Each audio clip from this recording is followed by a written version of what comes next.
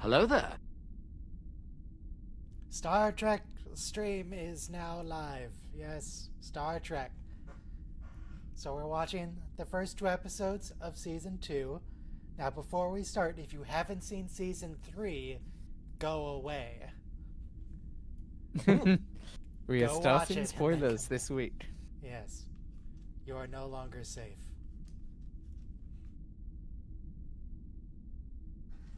So what's going on, my dudes? I know what Giants has been doing today. Yeah. I just watched most of the season because I was like, I don't want to get spoiled, and I've been behind. So, yeah, I think It's season two it was so bad that it kind of put me off the rest of the season. I mean, episode interesting. two. I Season two was good. enjoyed. Episode two of season three was very bad. Yeah. Season The 3 episode, took a bit of a hit. yeah. The second episode was basically, if you're artistic and you think you have a chance with a hot chick, it's probably a trickster god involved, and you should give up. I like It was, the Lauren episode. I don't view it that It way was at all. very, very silly. But I did really enjoy it as well. I didn't even think it was that funny. I don't know. I don't know. Now, to be fair, for comparison, I genuinely enjoy Sub Rosa. So maybe. Who knows? I mean, Sub Rosa was so much weirder, right? Like, that's the thing that makes it fun, is that it goes so hard in such a weird direction. Putting the cue. Good morning. I mean, Sean Ferret also likes Sub Rosa, and he's Irish, so I think we can. What does he have to do with it? validly It's like it. Scotland, not Ireland. Ah, true. Yeah.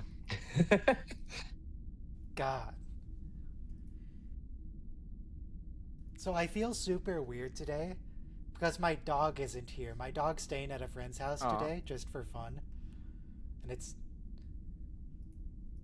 I keep like, oh, I should go and like check the dog, make sure she's, got food and water and stuff. It's like usually she's laying in the windows, like, oh, I'll go pet her. It's like, no, she's not here.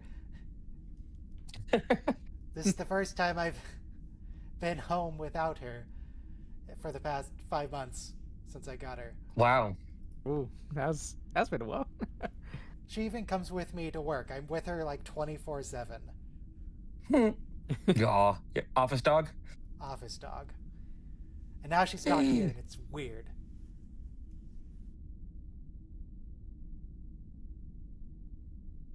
Anyway. But Two fun episodes today. free time. Yeah, Broken Circle. I remember great not episodes. liking Broken Circle. It's an interesting one to start the season off with, for sure.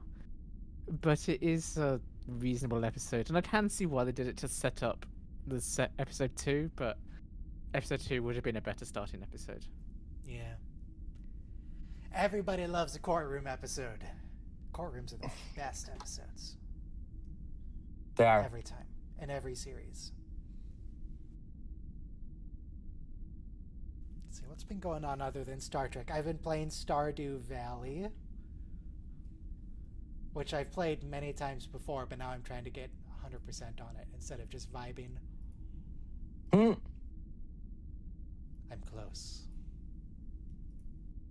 Soon. Yes, excellent. Very soon. There's also Yuka Replayly coming out next week. I think it's on the 9th. If you guys are familiar with Ukulele, it came out in mediocre reviews. God, it was years ago now. When did that game come out? I want to say like 8 years ago. Ukulele 2017. Good lord. It came out to middling reviews, but I really, really enjoyed it. I 100%ed it, and I'm excited for the remake. That's like twice the size of the original game. Should be good.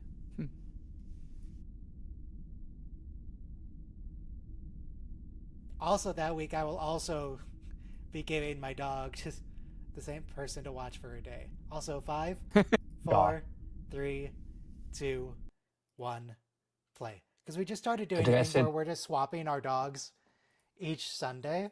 Eh, So last week I took her dog, now she's taking my dog, and we're just going to switch off.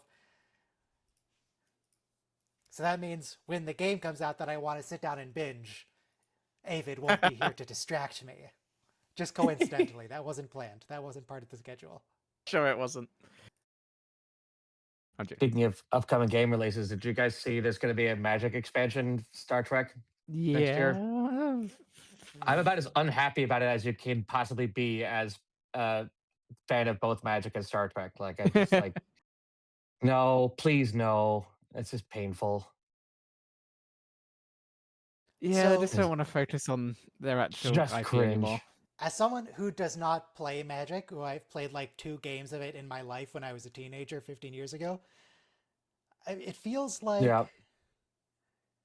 the Fortnite of card games. Yeah, yeah. That is exactly where it's going. Yeah, I mean, the Spider-Man set just came out. It's gonna be another Marvel set next year. I mean, there are gonna be 4 releases next year that are from other IPs. Yeah, Hello? it's painful. Yeah. Also, we So, had I have some new gaps from earbuds. Discovery. Wow. New earbuds. Okay. How does it sound? All right. Normal. Normal? Like, I love the flybys. And there's that one nacelle ship. Gross. Is that Freedom Class? I think so. Freedom class should be destroyed. Though Why? the scale Prob- actually looks a little bit off in that I shot. assume it's a there. euphemism for the French class. That would it be the shuttlecraft looks French way class? too huge. Because freedom fries. Does no one else remember freedom fries? Yeah, mine's I remember old. Freedom Fries. I was like I 6 lived through years old, 9/11. man. Okay. Soma wasn't even born yet, and is also not from So a the- relevant nation to that context, but whatever. Well, no, he was. Well, When but did George everyone Bush hear Jr. about freedom fries? Yes, I've Probably heard of George freedom W. fries. Bush, when he started his little war in Iraq, I think France was one of the allied nations that was a dissenter, so they ordered like in all the cafeterias and all the government buildings, it was no longer French fries or French toast. It was freedom fries. Yeah, it was real dumb. Yeah. Oh, here's a new I thing mean, for to this be season. fair- Pike's hair in this episode is smaller. It's like half the height. Oh, ET Studios, long time no see. Models Man. Models. Makes 3D models. I Did also you, noticed Una has different prisoner outfit than Michael did. They updated their prison uniforms in the last year or 2. She is also going to a different prison.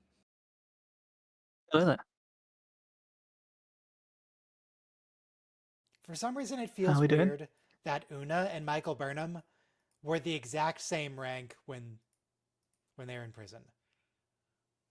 Una just feels... They were in prison? Were they both in prison? I guess Una was also in prison. Una's in prison later. right now on screen. What do you... Oh, I'm not really paying attention, if I'm honest. I mean, there aren't that many ranks, so But Una just feels so much There aren't older that than many Michael ranks? and more Hold on. experienced. Like she should be. there really aren't. she In should be the- several ranks She's- higher. In she's a- the commissioned in- officers, It's got a more important ship.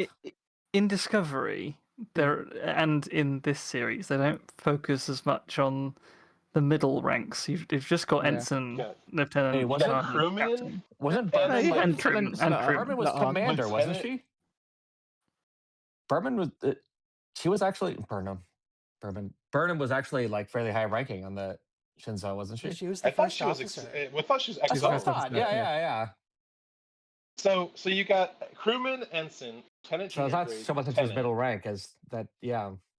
lieutenant commander, commander, captain, rear admiral, Or is it Yeah, but Rear Admiral, Vice ignore Admiral, anything above Admiral, Late captain. Admiral? Also, there's technically more in there because there's like. I'm talking about Maybe you commissioned should officers. get over so it, there's Mr. NCOs. Spock. You've got petty officer, chief petty Yeah, but officer. what's the other in TOS and in Picard? There's another rank above captain but below admiral. Here's a reference, Commodore, by the way. Commodore? This Commodore, is yes, thank you. Not the Commodore same was layer, but above it is a Admiral. similar one. Yeah, this is a TOS reference. Yeah. It's Commodore not the same O. layer, but it is similar. It rhymes with that liar. But people usually skip Commodore and go straight to Admiral. Yeah, we don't. Commodore We is really only barely a ever see it. TOS I think thing. we've only There's ever seen been it one? twice. It's like Commodore O. in We've Picard. we've seen it. Well, wasn't Geordie a Commodore in Picard? I'm Yes. in 1 hour 20 minutes into an hour and 35-minute 3D print, and I forgot to put the bed adhesive down, and I'm hoping that the corners didn't curl up. Ah. It'll be fine. Can you see it? I caught it at like layer 20, and I was like, no, just send it. I can see it. If it curled, it maybe just barely. It won't affect the Oh, that's function good. There was one and of, beyond. Yeah. of the part, but I would just like it to be perfect, you know.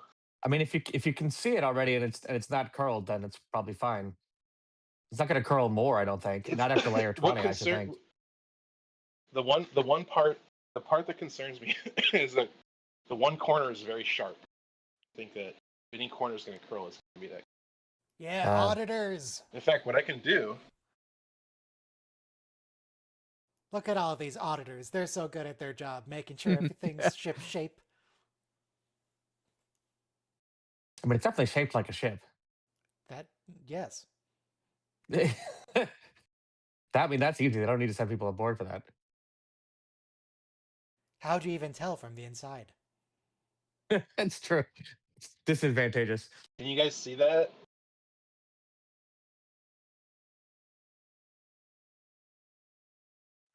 I can see Cadet Uhura looking concerned. Is there earpiece always sticking out that far from your ear? Yes. Okay. Yeah. Just checking. It's I don't know from why I didn't TOS. notice it until now. Having just come back from season 3, there is a bit of a different feel on the bridge. It feels like they've changed the lighting and stuff quite a lot. Oh, don't forget, there's a long time between filming season 2 and season 3. Here's the difference. Yeah, Phil. but, In I mean, this season, Spock actually seems embarrassed about his new hobbies. Or in season 3, he's like, yeah, I'm doing dancing. What are you going to do about it? Shut up. Yeah. Don't be a hater. Is she not on the ship? Where did she go?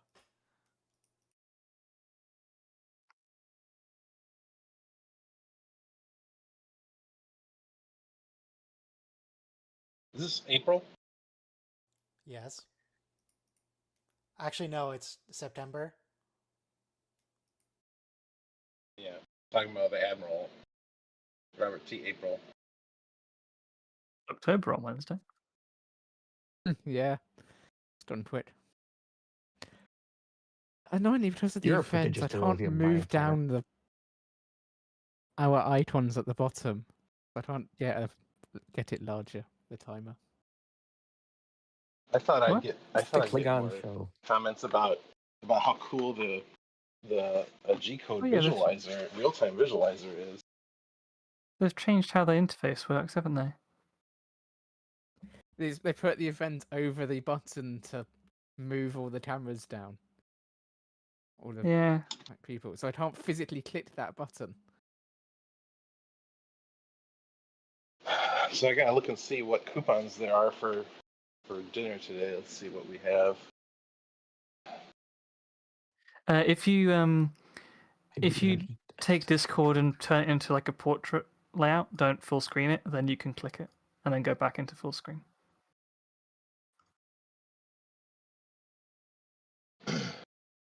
Spec doors.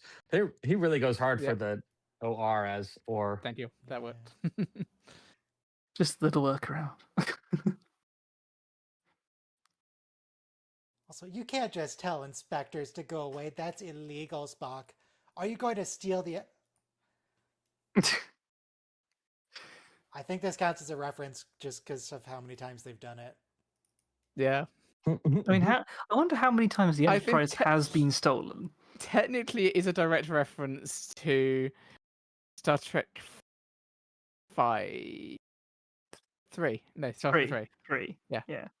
I'm pretty let's sure see. it's a reference Kirk to stole National not it. Treasure involved with in Nick that one. The Cage. Klingons stole it. I know Spock was not involved in that one, but they use a very similar tactic to get everyone out of there. Yeah. I mean, it seems to be a fairly easy way to do it because the Binars did it as well.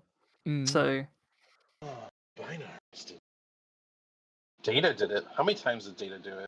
they did it at least twice. When was the Well, second I time? know he The did it first in time was Brothers. with Brothers when he got the homing signal. What was the other time?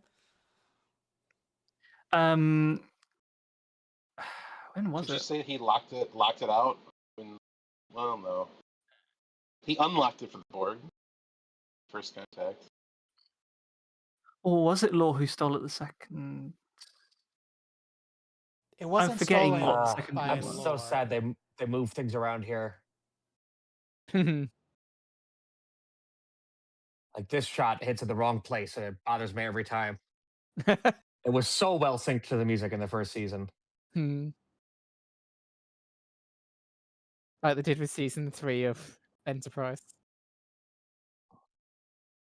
But it's annoying 'cause it's so much subtler, right? It's like, the music is still the same and it's still good and the graphics are still nice. It's just that one thing that's just like it hits so hard the first season. And it was just like, oh, but when you want to stuff more stuff into it now and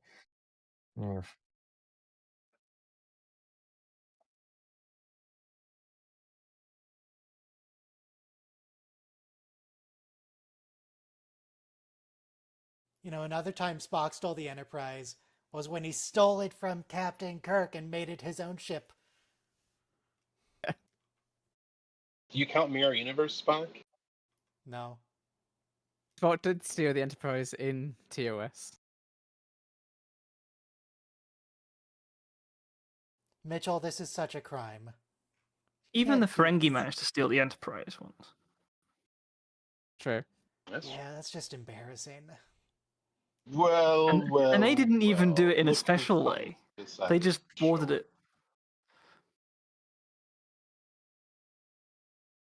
it. Love Pelia. It's a shame how little she's been used in this season. But it's probably because of the writer strikes again, unfortunately. Now, when you say the phrase "this season," that's very vague. I mean season 3. Okay. Yeah. Then yes, completely. There were writer strikes, which meant that they didn't get as much to do with the writing, so they kind of had to fit both Pelia and Stotty into the same role because they just didn't have enough time. Didn't have a way to weave it in nicely, yeah. That explains why most of Scotty's scenes is right next to her. It's a good point. I hadn't thought of that. Yeah, they just shared the lines. It could have been one character. There's almost no scenes where he's completely alone in season 3. I think there's a scene in the transporter room. That's it. Well, there are. Yeah, but there's scenes in the where transporter room. Yeah. there's the one episode episode where Pelia isn't in it. That he's on Yes. by himself. Yeah. Yes. Okay. Yeah. That I believe. The problem is they're two similar characters in terms of they both serve the same role on the ship. But they're both problem-solving engineering geniuses. Yeah. I saw Carol Kane somewhere else this year. What was it? Were you rewatching old movies? No, a current movie, a new movie. Let's see. IMDb says she was in this year Caught Stealing. It's Always Caught Sunny Stealing, in that's what it was. Philadelphia. Oh, okay. Oh, really? And Poker Caught Face Stealing's and good. Super Duper Bunny League. Okay. And Moon Girl and Devil Does Dynasty. She's in a lot. She's busy. Wow. Yeah, It's not I'm bad. hoping that season 4 will be better written because they won't have a writer's strike. Hopefully. Yeah. Amanda Season That'll help. Grayson. Oh, wait, that's Spock's mom, right? The writers have acknowledged that, partly due to the writer's strike, they didn't get to do as much and think about it as much. So hopefully they will be fixed for season 4. That certainly explains the Trelane episode, which just seems so lazy and weird to me. No, You're that's lazy an and episode that I weird. enjoyed. That is like that episode. Everybody has been saying Chilane has been a Q since Q first showed up in TNG. That was just them sure, going, okay, fine. That's fine. Yeah, I don't think so. I I just think think it the was episode just was John bad. Delancey voicing the No, Plasma they Cloud. that confirmed was it in Q. behind the that was scenes. obviously Q. Come They on. Yeah. confirmed it behind the scenes that he is Trelane and it is Q. If it's not on screen, it's not. They deliberately left it not canon on screen because they wanted you to be able to do that, but it is officially what they're going for. Yeah, they If didn't- it's they not didn't on want- screen, it's not. They don't want Pike to meet Q before Picard. What do you mean before? As Q. That is. Before, from whose perspective? You might be thinking a little linearly. Mhm. Yeah, I need to get some lessons from the wormhole aliens. It's not linear.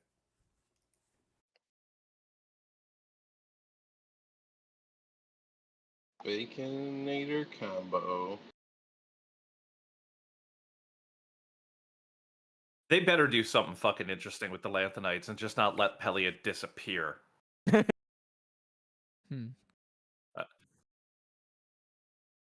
Is that a Lanthanite accent, or is she from Brooklyn? That's what it sounds like. She just sounds old. That like Yeah, No, you what it is. see, her can detect the accent underneath the accent. yeah. Well, she's good at what she does. Yeah. It would line up. Oh, I hate Is this. she? I want her Okay, to, yes, to this do is- I love this. the Princess Bride bit. It would. Full of love. I would have been okay with it if it took like 10 seconds. It's about a minute. But This they've also discussion. this has been overdone as well, because every single time you get someone new in the seat, Yep, they do it they all the go through time, this. and it's really annoying because Did they do this at the end of physically Picard? impossible. Yeah, Yeah, did it but at the end of Seven Picard. didn't say anything. She just like postures That like she's one- about that- to say something and then yeah, it cuts. that one's fine because Yeah. it's very quick. I don't necessarily mind it if it's very quick, but this is a minute is- of discussion on this. Yeah, In fact, I mean, 2 minutes, okay, but don't by how it long is it's to taken. build up to this punchline, which so there's not. Yeah, I It's not- still yeah. cackled like a little bitch, and I loved every Yes, second of it. it's I mean, it is a good for that punchline. payoff. I think some drawing it out was worth it, but I think you're right. A minute was too much. Yeah. Wait. She just said, "Aye, Captain." Yes, Are they pirates now? They say it a lot, but Discovery is the only show that specified one eye. False. Yeah, no, which I don't isn't think even Amanda accurate. No, Riker Riker was does. using an ensign about it. Riker I does that don't- in TNG. Yeah. I thought she was making a distinct reference that they're stealing the ship, so that makes pirates. That Oh, makes that more might- sense. Also, it's that might be Ortega's. true. Like she's not big on strict protocol. Yeah. Like, Navally, like I and II are used completely differently than they're trying to argue. Burnham tried to argue in Discovery anyway. It's like II is still accurate. Fuck off, lady. Like as much as I love Discovery, fuck off, lady. Yeah, Wasn't she saying I'm that sorry. to her Love boyfriend as a Discovery? joke? it was very probably just a joke to her boyfriend. I love the scene at the end of this episode, which we'll get to.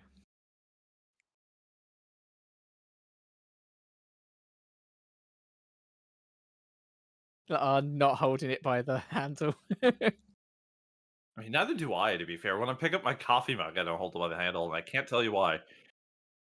My because hand you want to doesn't look fit in the badass. handle. That's why. Apparently, Apparently, it is pretty badass. I can only You get just don't I can care. only get like 2 fingers mug handle. These This are Klingon is not doing these well. are pretty DS9 Klingons. Yeah.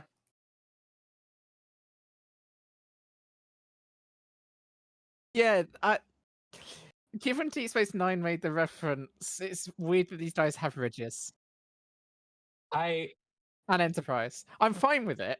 No, the Enterprise. No. DS9 did not make a reference. DS9 explicitly declined to explain anything. Which is Yes, actually correct. But my point is they canonized it. But they actually drew attention to it. The point is they canonized it. No, but they just had to. That was absolute classic lampshading. Like they drew attention to it, but declined to actually say anything. Yeah. Which I is perfect. suppose, but at the same time, perfect. because it's a one was more modern awful. episode talking about it, it's canonizing it as opposed to. We've also TOS. never No, seen... it isn't. It isn't really canonizing anything. It was just a joke. Like it was clearly a joke. The other thing. It was also just like obviously the writers were saying we got nothing. Like Yeah, but by having Worf not address it, he addressed it, which canonized the fact that Klingons didn't have forehead ridges, which is why he was wearing a bandana. No, it doesn't canonize anything. It's a joke. Yeah, it was it does. Just the Enterprise. No, that's okay. No. You can't tell me both that fan service. Bro, like, he is bad wore a because people will take bandana it too around his head. seriously, and He wore a also that bandana every around his line head is to such a hide his forehead. No. He did do that. It was a joke. Yeah. It was a one-line joke to explain something. Explain bro. away the You don't get to have inexplicable. it both ways. They went back in time and engaged with everyone. The dude actively commented on it. That is in universe canonization. It did not canonize anything. It was a joke. It was an obvious joke.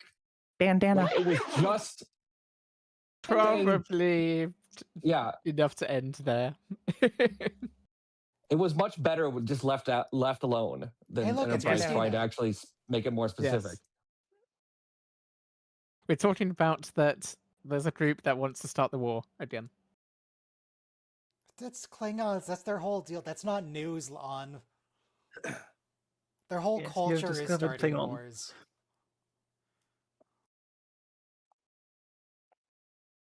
Literally horny off of violence. How is this a surprise? I've got insider information that the Ferengi are making some backroom deals. Yeah. Did someone say horny? Shut up. Not in that way. Shut up. I think that's Okay, so a false flag, Lon. We got it. Yes.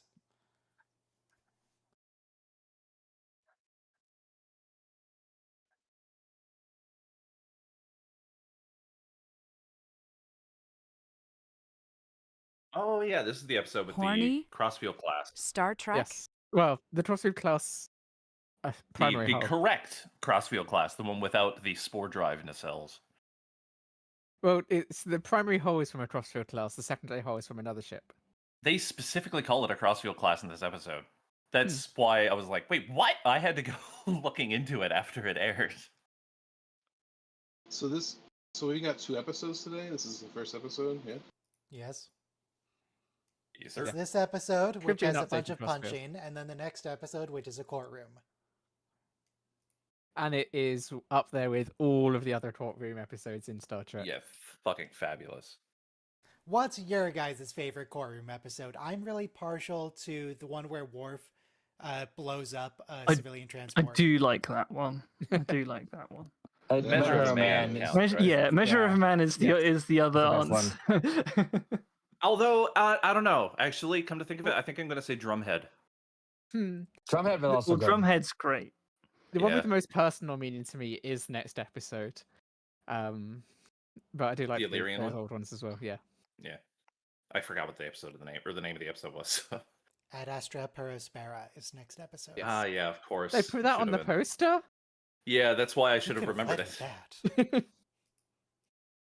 That scene Everyone's was great ignoring for her, Star Trek 6's court section. for a reason. With Worf. That's barely even a Star Trek scene. That's just an American scene with people in makeup. Yeah. We might as well say that the Lower Decks episode with the Horn of Truth is a courtroom drama as well. It was a party. Kurtwood Smith, I love you.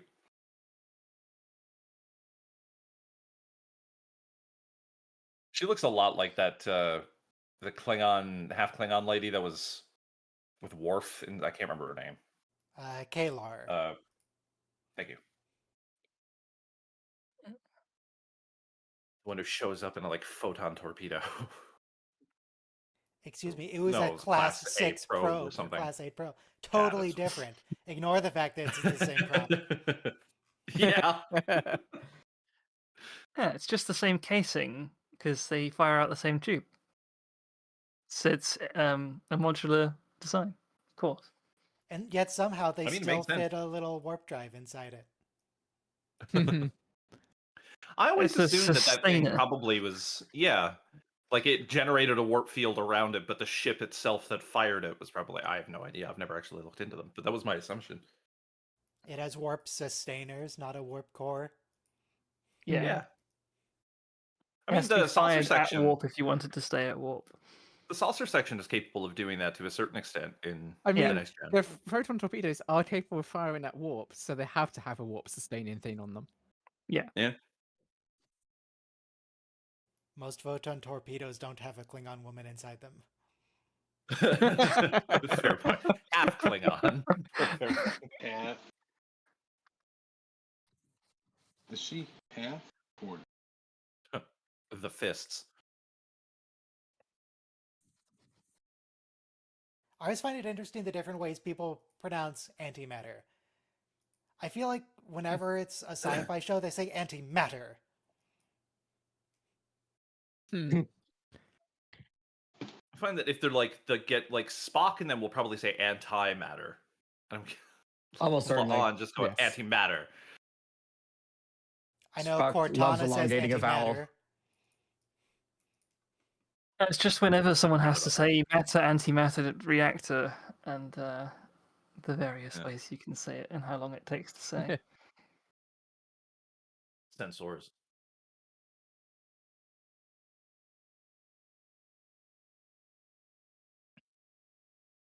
They just said their nefarious plans in front of you? Alright.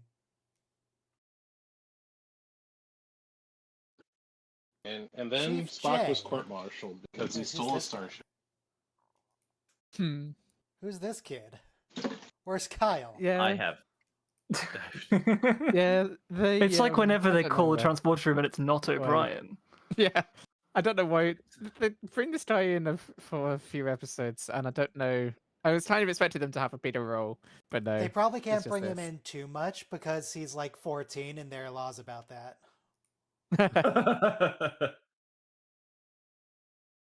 Apparently, he was in 3 episodes.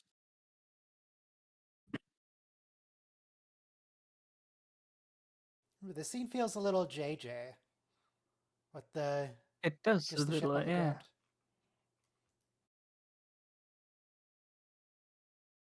I barely remember this episode.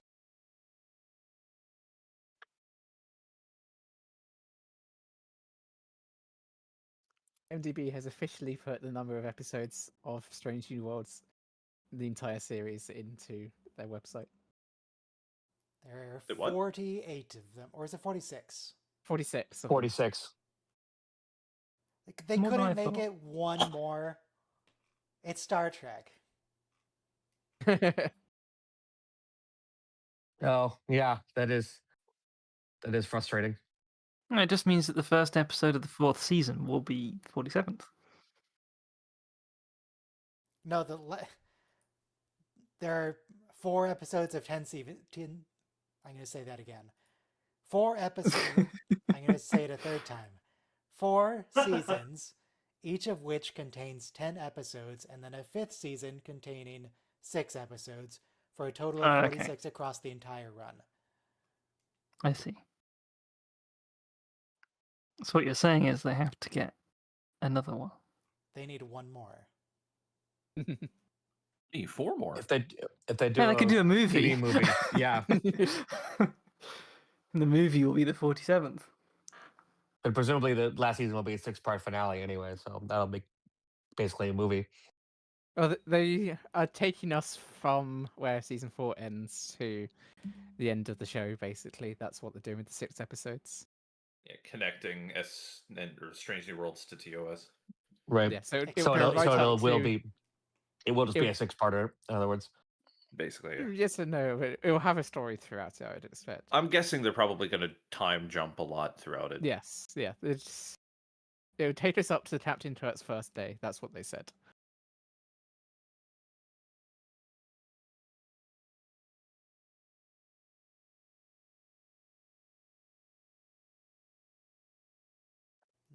we could detonate the warp core. Yeah, blow it up.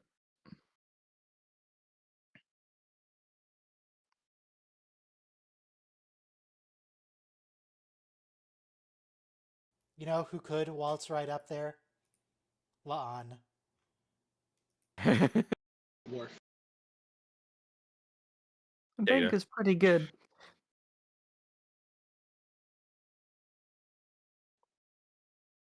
And Benga is a fucking murderer.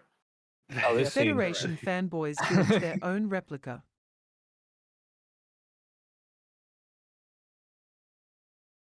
I want to build a replica.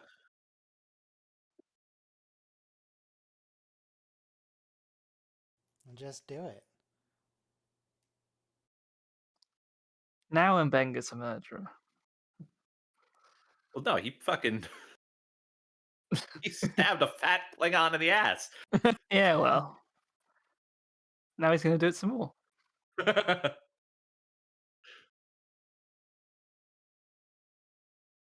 This Nobody's this even ship must getting be so stabbed. bright for them right now. The pupils are so wide. Now, see, that's why the ship is so poorly lit to begin with. Yeah. We can't see much of anything, but they can see just fine.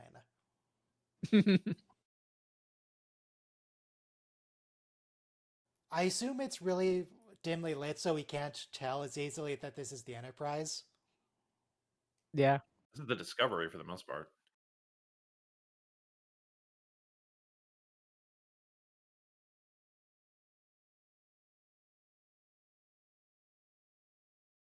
Also, this is a thing you can do where you Yeah, this is the You Discovery basically- Good sets. thing like, Juju Brams yeah. didn't direct this remove your episode. body's physical normal limits,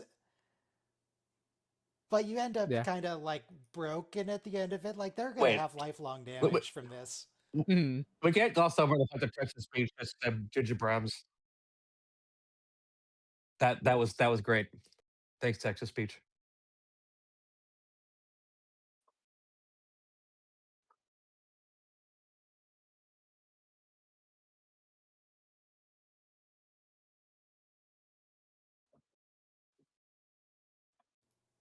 Wait, they have phasers and phase rifles. Phase rifles are an Enterprise era thing. Yeah, we're not that far off Enterprise era. But Makes damn, sense these that they guys might are be able to only poor. get their hands on older, shittier tech. Yeah. They give the phasers to the people who want to pretend to be Federation officers. Now, the interesting thing is, was this filmed during season 3 of Discovery? Season 4. Season 4, yeah. So they had to retrofit the sets back to season 2 of Discovery. The sets on Discovery didn't change that much when it came to the corridors and hallways and stuff. The interior That's rooms good. did. But the halls, they only really fuck with the lighting. Hmm. I can speak from experience.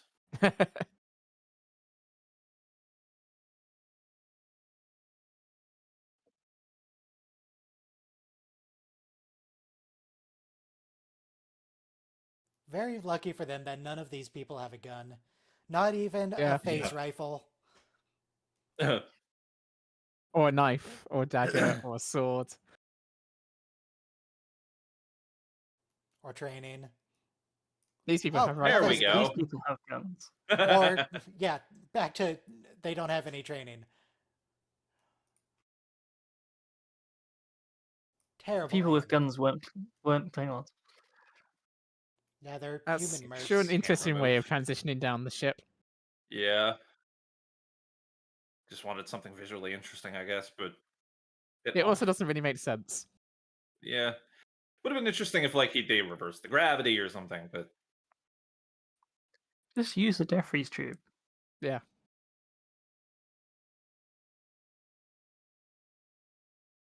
The Klingons aren't aware of Jeffrey's tube, so when they built this replica, they weren't. It's just a bunch of empty space between the decks and between the walls. God, he is so hot. Like, I don't know what it is, but Leave Mbenga him looking alone. scary, terrifying is damn.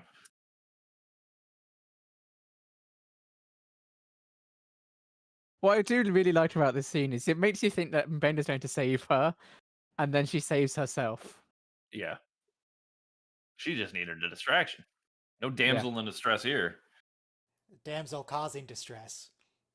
Yes. It reverses the trope, and it's nice when that happens. One of the reasons I love Star Trek.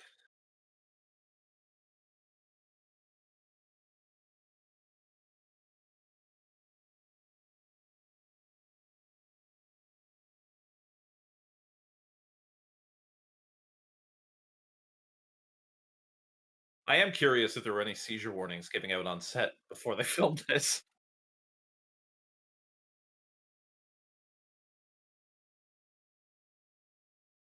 Truly terrible engineers these Klingons are. They can't even make a functioning lighting system.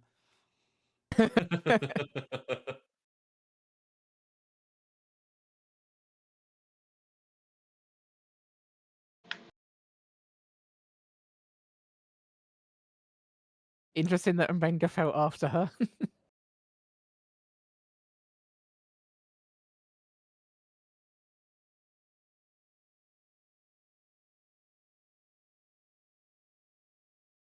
Now those are some Enterprise airlocks. Yeah. Mainly because we never saw a Discovery airlock. Yeah, so they don't have the set. Yeah. Or rather, they do have the season 4 set, I think, but that's the season 4 set, and it wouldn't work.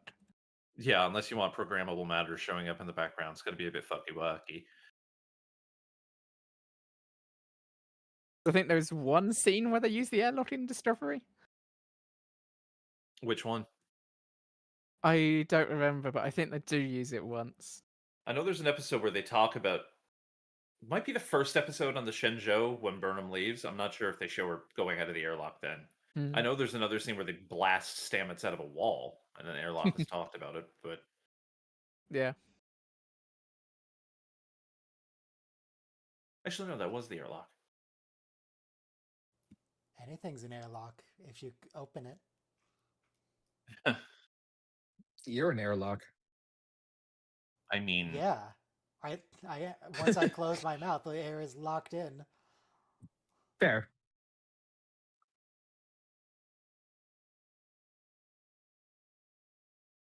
Happening now. Figured it out. It's Yeah, fucking yeah, I know what's not going on. Crossfield. Yeah, That is not a that's crossfield weird. secondary hull. It's a crossfield saucer. It's a crossfield and a Miranda combined. they still call it a crossfield class. Even the Klingons. Evidently, are the kick-asses. Glenn and the Discovery, the secondary hull as well as the nacelles were apparently built specifically for the spore drive. Maybe. This can't be a. She does say, I There think. you go. Crossfield She class. said, "I think." She said, "I think." You still see it in the later seasons. In season 3, during the opening intro sequence, you see 3 of these things parked in front of Space Dock. That doesn't mean they're crossfield classes, though. She said she thinks. It's all been clarified by the people behind the scenes. They're all crossfield class. Yeah. But to be fair, it could be a retrofit to further hide the Glenn and Discovery. That is, probably the assumption. That The is nacelles being super fucking long makes sense for it being the spore drive, considering how many extra how much extra power it generates. But But this the little thing cells doesn't don't need that. generate power. No, but The- it needs the to be able in order to Discovery- distribute it well so the whole ship doesn't explode. That's also why the secondary hull, or the outside of the secondary hull on the saucer section, or not the secondary hull, mean- the outside of the hull on the saucer section spins. I mean, it makes sense in a way that the Discovery with the spore drive would be a modified version of the original crossfield class. So maybe this is just the original crossfield class. That's also why they call it an possible NCC that they modified instead of it an to- X. Yeah. To hide it. It's possible they modified it in order to have the energy flow as you're talking about with the secondary hull. And to fit in those extra labs and that sort of thing, but it is still the same class. And they need space for all those turbo lifts. That, as much as I love Discovery, I hate season 5, and the turbo lifts confuse me. Like, are they going into another dimension or what? Yeah, that just doesn't work. No, I can come up with an explanation for just about everything in Discovery except for that. I have an explanation for you.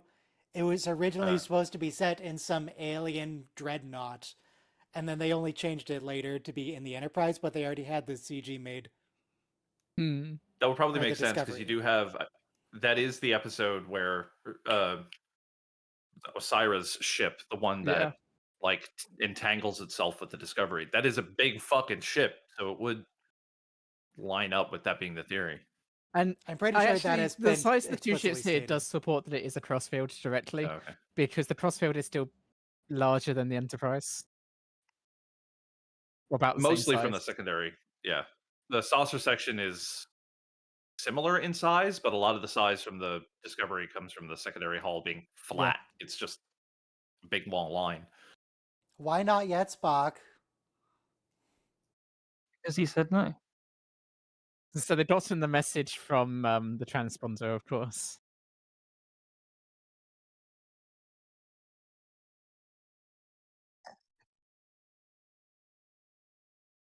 I'll try spinning. That's a good trick. Now this is pod racing. The visuals of this scene was gorgeous. Yeah. I also love the shots going through, like past the neck and through the pylons. Yeah. One huge advantage of CG over the physical models.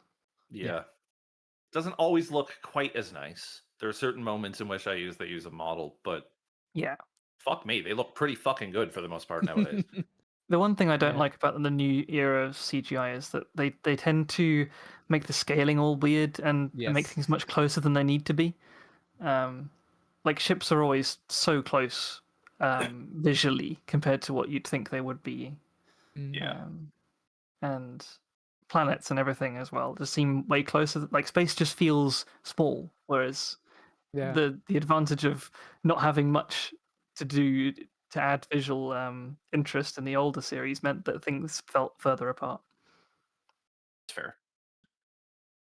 The thing that bugs me is the hull. If you look at the TOS ship a little bit less so, but like it's Enterprise D, they have like the individual hull plates that are all slightly different shades. Yeah. Pattern all across the ship, but it's harder to see with a model. On the CGI models, they like heighten the visual difference of it, I guess, so you can see that more. But I like the smooth look a little bit. I think that the TMP movies did it best, I think, in terms of the hull plating, because they've got different shades of the colors, but it's just awesome when it turns and you can see the different shades kind of come into view. And this on the Enterprise, you see it pretty much constantly now. The Discovery, it's perpetual with the Aztecing.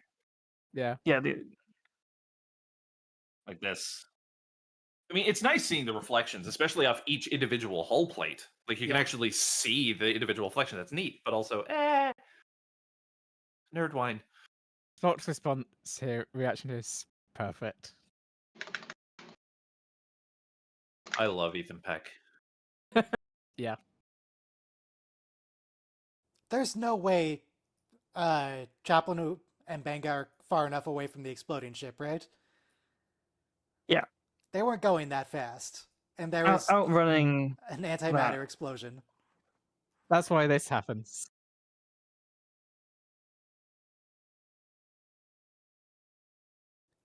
No, TV show. This is not how... Yeah, it's not how space works. They did but it could be like, condensing we'll when they transport. Before we freeze to death in space. It's like, no, it's not how that works. No, you would freeze to death eventually. You wouldn't freeze to death because you'd be dead long before you got there. Yeah, you'd be suffocated to death hours before you froze to death. Yeah. Also not how CPR works. CPR, and no one gets CPR right on television. Yes, also true. But however, stands for clean, pretty, and reliable. To be fair, CPR barely works in reality. Yes. Yeah. But she was very recently unconscious, so I'm just wondering if it's not like the CPR that helped her more than just like shaking her awake. Yeah. Just if he bitch slapped her, it would have gotten the same job done. Wake up, Lieutenant.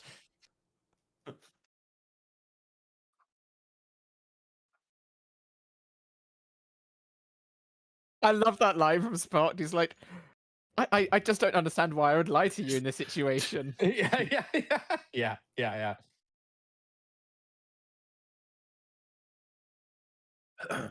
Your sensors.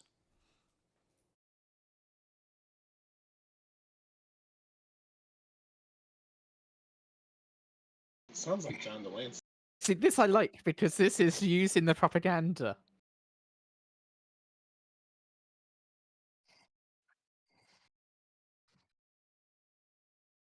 I'm on board. The thing on Captain's like the resolution of your cameras is not sufficient. I have been known to. Are Vulcans Computer, like elves where stop. they're just not affected by alcohol? Well, he stumbles like a motherfucker after, Yeah. so I guess he's just got a higher constitution. He's only half Vulcan, so it's not really conclusive either way. That's not a lot of blood wine. It's basically empty. I don't know why, but indeed is just the most Vulcan fucking response to that. You are now my Chadich. Yeah. Hey, Carol. Carol, of course, probably most famously from Princess Bride. Right. Wait, who the fuck was she in Princess Bride? I'm not a witch. Miracle I'm your wife. Max's wife. The Miracle Oh, Max's okay. wife. Yeah. Oh, yes, of course. Yeah, exactly. As soon as you hear that, you know it's true, right? Like, yeah. Whoa. The second, all I can see now is Billy Crystal, just like the mud lettuce tomato, and then bitching at her a minute later. So, yeah. Wow, she's really aged down since then. Yeah, they did good makeup.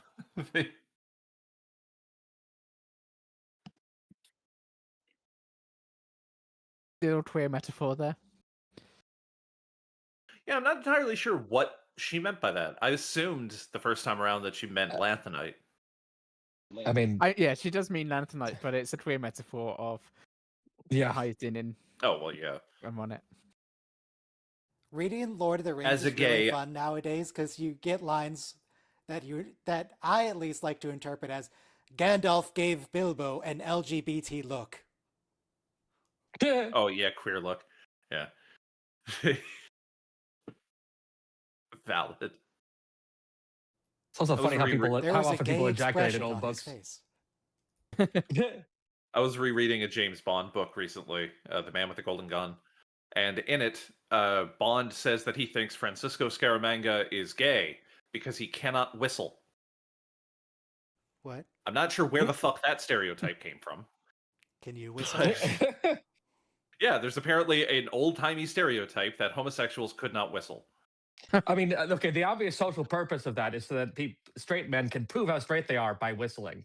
Yeah. I think that's probably how that came about. That also may have been like the Vulcans cannot lie thing. That might have been made up by a gay dude to be just like, I'm normal. Leave me alone. Yeah. Data can't whistle. Yeah, if you know what I mean. He's fully functional, and I will take advantage of it. Oh yeah, Lon's in this he's episode a again. Sexual. Yeah. Yeah. The little yar might be the worst. It's fun camp.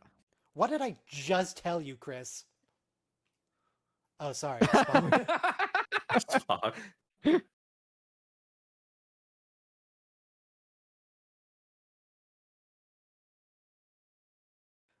Pike is a bad influence on him.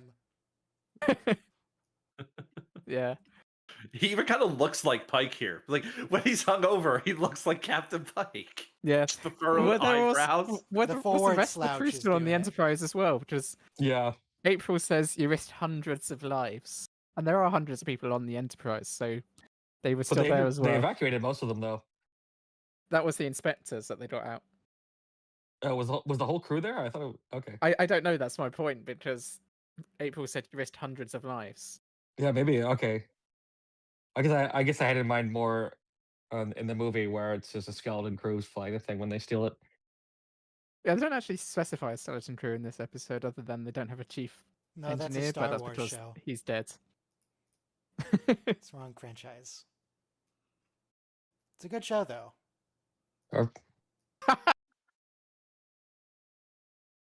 Decent show.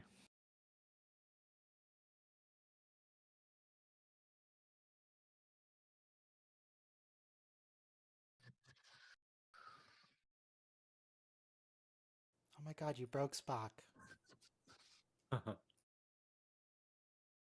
Well, now you know how we all feel, Spock. yeah, I was gonna say he was already an autism, place guy. Now they're demonstrating alexithymia. Yeah. Just runs off to play with a train set. Well, he's playing with his lute as his lyre. So. Close enough. Yeah. Straight lines. Is it ironic that Vulcans keep saying they can't lie, but he plays the liar? And there is a difference between the lute and the lyre. Yeah. Well, that's definitely not a lute. No, it's a lyre. I do like that they explain why they let him off here. It's one of few times in Star Trek that something so egregious happens and they have a direct explanation for why they let him off. Yeah, it is. Yeah, I do appreciate that. For Nichelle Nichols. Oh, she died just before this, didn't she? Yeah. Okay. Hailing frequencies, open, Captain.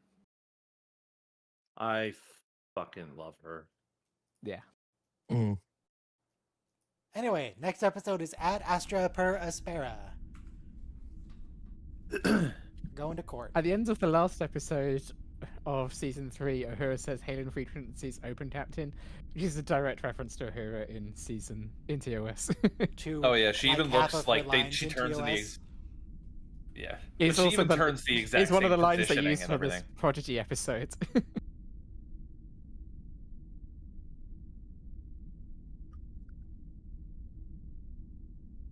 So what is this?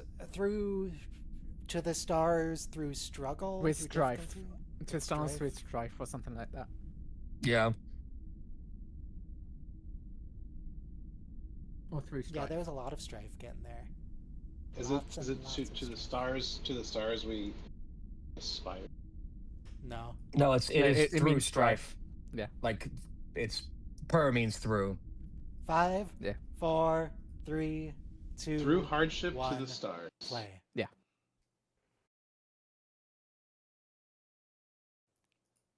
And it's on the poster. Aspera ad Astra is reversal for the Latin phrase of per aspera ad Astra, which translates to through hardships to the stars. So which one is it? Is it Aspera ad Astra or per Aspera ad? Ad Astra, per They're Aspera. both the same. They're just flipping the words around for the same thing. Yeah. Word order is pretty negotiable in Latin. You can it's also swap it exactly the same way in English too. It doesn't matter. It's all fine. Yeah. That's true. That's true. Even truer of Latin than English. Yeah, but we're also now almost 3,000 years ahead of from that time. So the words changing, it's fine. I mean, no, the point of quoting old words is that they're old, and that makes it interesting. If you went back to ancient Rome and said to them ad Astra per Aspera, they'd definitely be more confused by the space part in the word order. Yeah. And yeah, the fact that you're pronouncing it horribly. Yeah. It's like, what the fuck is this accent? Is this about to be Star Trek Into Darkness? Is this child about to die? No, that's Una. Oh, okay. You'd need Mickey from Doctor Who in order to have that happen. That's the only thing I could see in Into Darkness in the opening. I was just like, holy shit, it's Mickey. Mickey, who's so fine you lose your mind? Hey, Mickey? Yeah, Una will be okay. Una will be okay. I love this episode so much because they talked about all forms of bigotry, but specifically queer bigotry. And very much is a trans metaphor. Oh my god, I didn't know Starfleet did exile. It's messed up. Mm.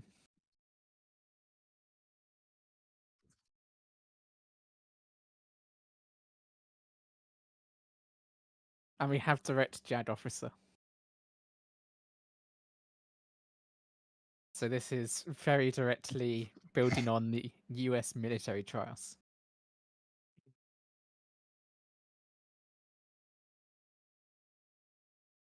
Love that line. Unfortunately, she can't hire her own lawyer because there's no such thing as money. There's also, that's what happens in actual JAD court cases as well. It is a military lawyer.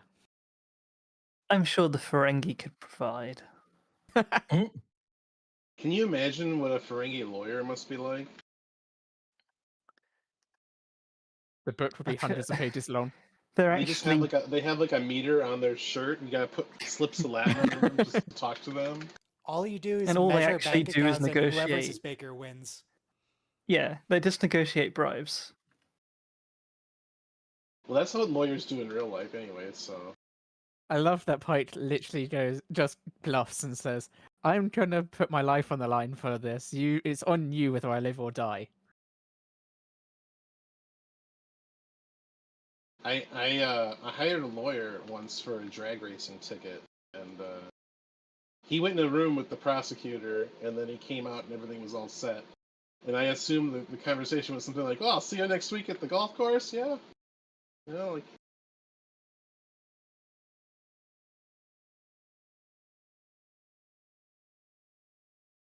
Was that about a bluff? Yeah, he makes it that she has to bring him in, otherwise That's not what a dies. bluff is. I suppose.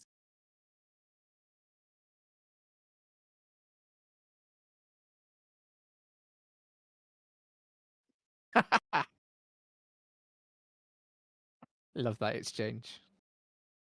There's also a strand of DNA behind them.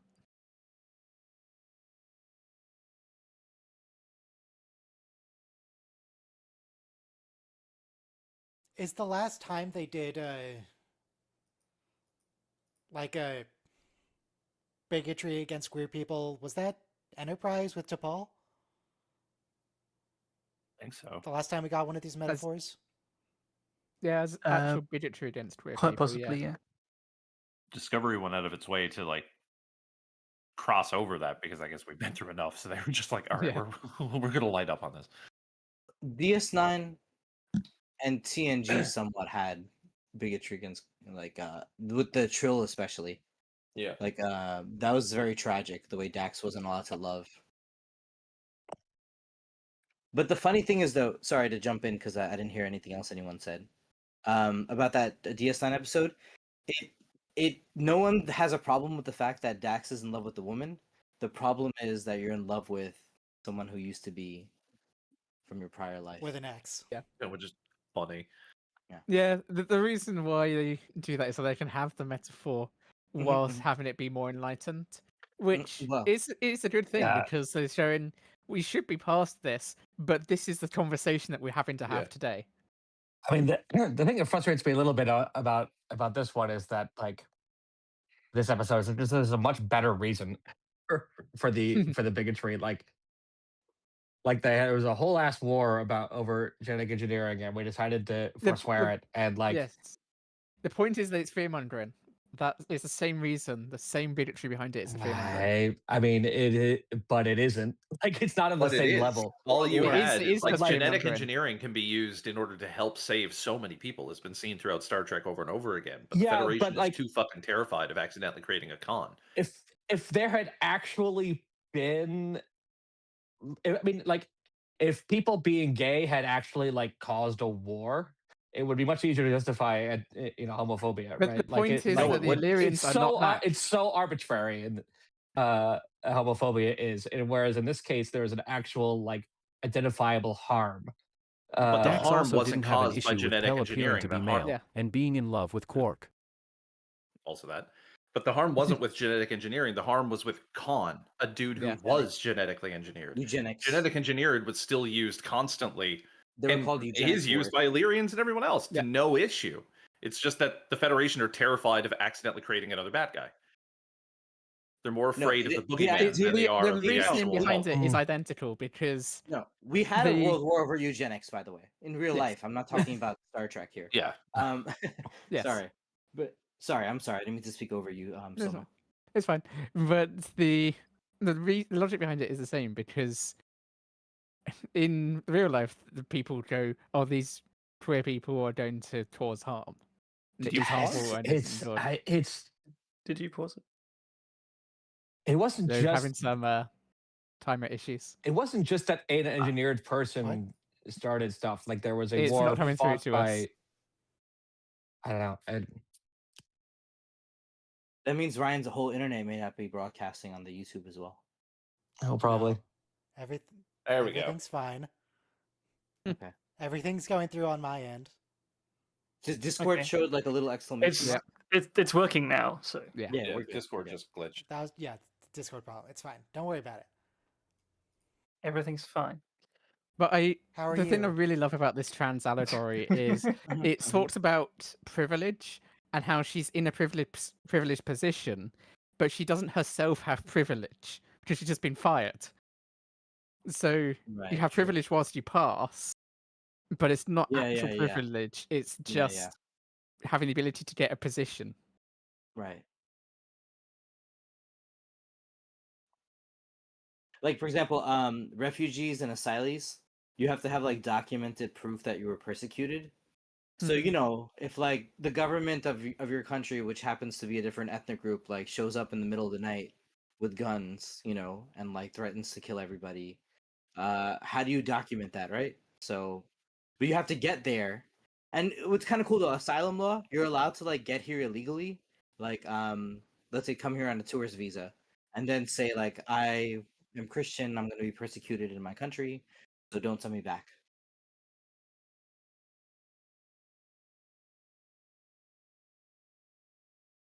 But Patel, Starfleet doesn't want officers who will blindly follow orders without analyzing the situation. But the current asylum laws, which also this episode is about, comes obviously from World War II. Like every country was like, no thanks when it came to Jewish refugees from Nazi Germany. There were like boatloads of people who like. There's even a ship that drowned in the Mediterranean by Cyprus because nobody would take in a shipload of people with nowhere to go. Including Franklin Roosevelt, hero of World War II. Yeah. He was? I mean, he won, right? Arsenal he Freedom. helped.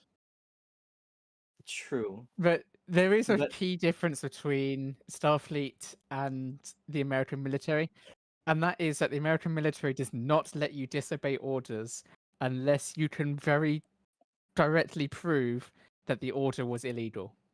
Right. And the only way of arguing that it was illegal is to risk going to court and being wrong. Right. Whereas in Starfleet, they encourage you to use your judgment. You know, we had a general, Milley, who was fired like when the new government came in here, and he straight up said, you know, if the president ordered me, let's say, to like nuke a country out of nowhere, I would have to disobey that order. That would be a fairly clear-cut case. I mean, if the president ordered it, then probably could not even have a trial about it, right? Because the president Trump certainly would very quickly prejudice any possible jury and court. Well, military prejudice tribunals any are court, also, yes. Like because they don't have like civilian court rules, you know, so they are kind of rigged against you. Like you can have evidence without you seeing it in a military tribunal. But if the president, they're going completely off topic, but if the president said this is what should happen at the result of the case, that cannot happen. So, for example, all of the abuse cases in the military, then Obama said they should be dismissed, get dishonorable discharges. That ruled that out as an option for punishment because you cannot have a directed outcome. Right. Right, we have Thanks, laws Obama. against that right now. But cool thing. Speaking of that, this episode, just briefly, this episode, my favorite TOS episodes were court martials, and this one we have a court martial, so I'm giddy. Oh yeah, the courtroom dramas are great. Yes, fantastic episode. Yeah. How do we still not very have a menagerie. courtroom series in Star Trek? Come on. I'd watch it. There's a show called JAG, which is Judge Advocate Yes. General. It is about military tribunals. And Fun the show. challenge is explicitly what this court episode is based on. Not the series necessarily, but the military way of doing it. Because she is literally a JAG officer. There you get a lawyer. You get a military lawyer. A great show. It's right built on like CSI. It's just everyone's wearing Navy pips. Yeah, NCIS is a spin-off of JAG. Yeah. Okay. Right. And that's like that's not as well known, but characters from NCIS are actually from JAG originally. I forgot. N stands for Navy. Yes. And interestingly, the name changed during the course of NCIS. Or certainly, it wasn't originally NCIS in the story of NCIS.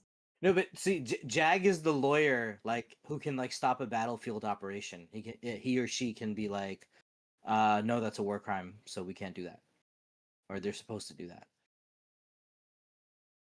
That's why they're really important.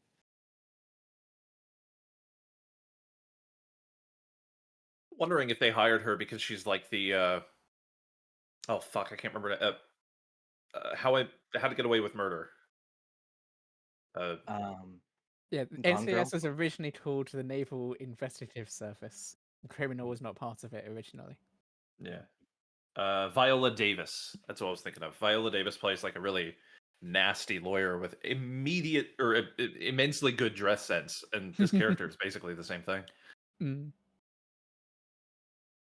It is also very pointed that she's a black woman advocating this case. Yeah, they have the hots for each other.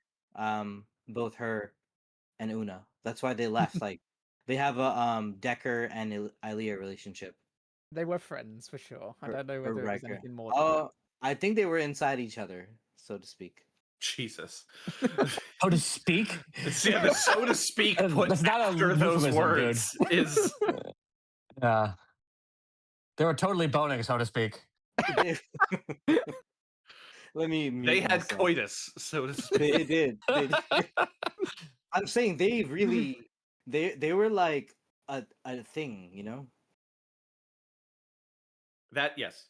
Agreed. It's a little bit more like the friendship being ruptured was like really devastating for both of them. It's interesting that they use a Starfleet case for this rather than like the original UK case. I think it was probably a UK case on not being able to use evidence from stolen sources or illegal sources. That's US as well. Fruit of the poisonous Fourth Amendment. You know, the funny thing was though that doctrine only started getting enforced in the 1910s or 20s or so because the courts kept saying stop seizing evidence illegally. I gotta go, you guys. Next week. See you later, buddy. There'll be a courtroom about this.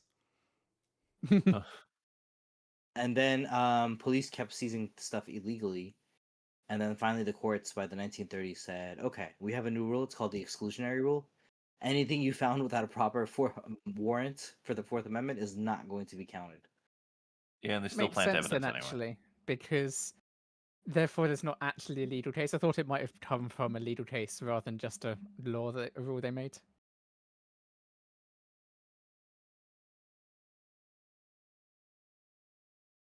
I mean, it's really in line with the Fourth Amendment, right? You have the right to be secure in your person, place, and property. So that means no one can go up in your pockets and even look up your ID. Yeah, the interesting thing about that in terms of your privacy is they cannot force you to use your brain to unlock your phone, but they can force you to use your face or fingerprint. Yeah, but although that's still... it's privacy based, and they cannot force you to say you know your password. They can't say that you have remembered your password. Yeah, but they can just go, right, I'm going to use your thumb because that's something I can physically touch the phone. Yeah, but that's still winding its way through the courts. Like, that's a brand new technology. I'm pretty sure if any Supreme Court had any sense, they'd be like, "There's no way the cops can just like." For the make time you... being, it is something they can It do. is the thing. No, it is. I agree. You're correct in that.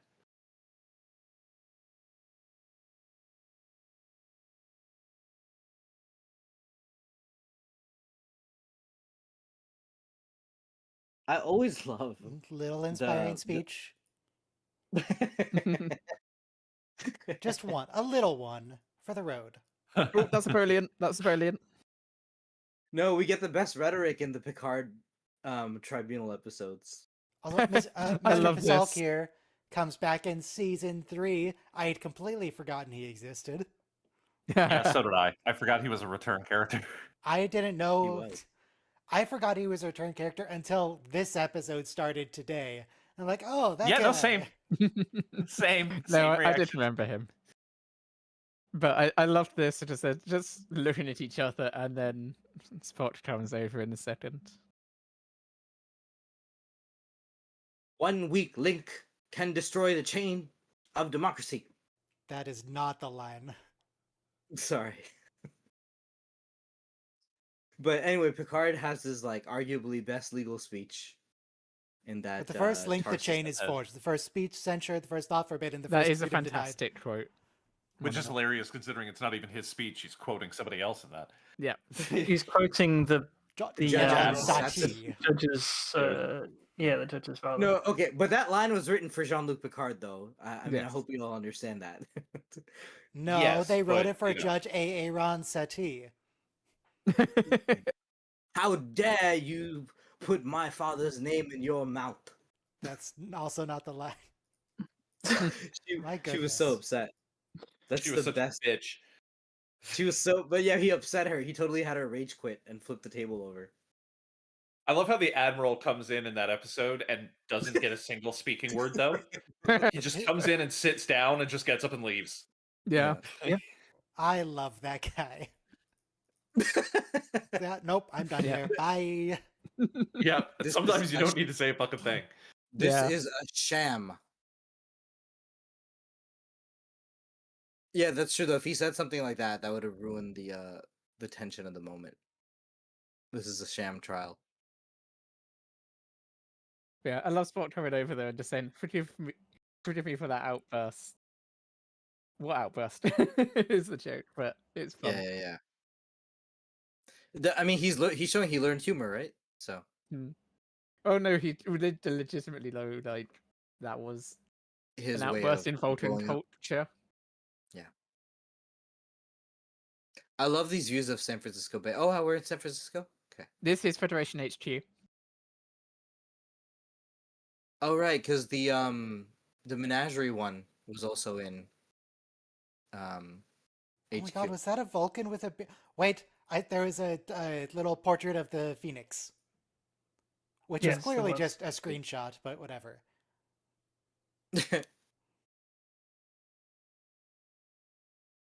They're in the background. It's I kind of feel like like back in San It's Francisco. almost the computer voice from TOS. yeah. It's definitely meant to sound like it.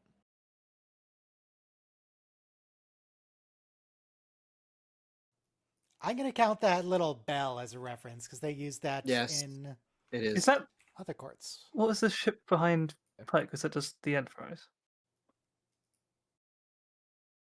I wasn't looking at the shot of Chris, but I know the Phoenix is here. There's also the Yeah, draft- behind to the other on the other wall. There's a I think it must And just be a constitution, but It's the NX-01. is it the NX-01? Okay. I'm 95% sure. The I name thought- looked a bit weird. I thought so as that well. badge But on her chest is a reference to the TOS courtroom episode. where's- All of the TOS courtroom episodes, because Kirk has a Mhm. similar thing on her chest. Mhm. There is a Mhm. painting of the Wow. NX Prize is by the door. that was the Next. NX. Those lights are very TOS too, by the way. Those orange things at the top and bottom. Orange. Sorry. Oh, how people loved. We're Yeah. getting a lot of rhetoric. Yeah, she is. It is a very explicit episode about all forms of bigotry. No, so Martin Luther King Jr. in his letter from a Birmingham jail, he wrote that like an unjust law doesn't deserve to be obeyed. Yes. And it's a very radical thing to say, actually. Oh yeah, that's especially when the you're NX sitting in a behind jail. Chris. My first thought was that as well, but I was like, nah, I don't know about the nacelles with the new constitution. I don't think a you very should... weird end cap on them that was recognizable. That's the type of nerd I am. I don't think you should start a court speech though with the fact that you feel like nullifying the law, because courts are a little bit averse to that argument. Courts are. Judge advocate generals are a different situation. They're even worse. Starfleet ones. No, that's even worse too. Starfleet. Have you seen this episode? You want to trust the Starfleet Admiral? Yeah, I know how it ends. All right. They win. You want the truth? You can't handle the truth. That's great. I forgot the Jack the Ripper episode. We had a court martial in TOS. And then also the one where Kirk apparently killed the guy who's hiding on the ship in the engineering section. That was a court martial of Kirk, and he wears that green golden shirt. The behind the scenes in this episode are quite interesting because in TOS, all of those badges on their chests had no meaning. They're just what they decided to put on Kirk. So I had to come up with a meaning for each of them to put on the chests. The explanation. I mean, they had a long... Oh, you know who it was for? I think it was for Garth. But how many titles he had? You know, I love the weird geometric gold design on the collar. Is the episode called Court Martial in TOS? There is an episode called Court Martial in TOS, yes. Yes. Tellarite jump scare. Yes. The setup for this episode, the hand on the chair is all a reference to that episode. I imagine that Tellarite's just super old. They're not usually this wrinkly.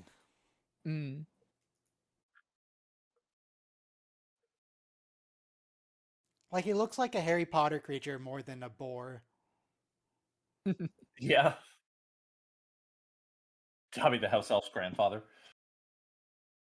With age, they get height. Does he even have tusks? I don't think he does. Does it say? I wonder. He said no starship. Does that mean an individual? It's chill. I think he's just collectively speaking on behalf of no ship or its crew. Because we know, like, Federation citizens aren't bound by that. Worf's brother can do whatever he wants. Yeah, true. It's only if you're in Starfleet it's illegal.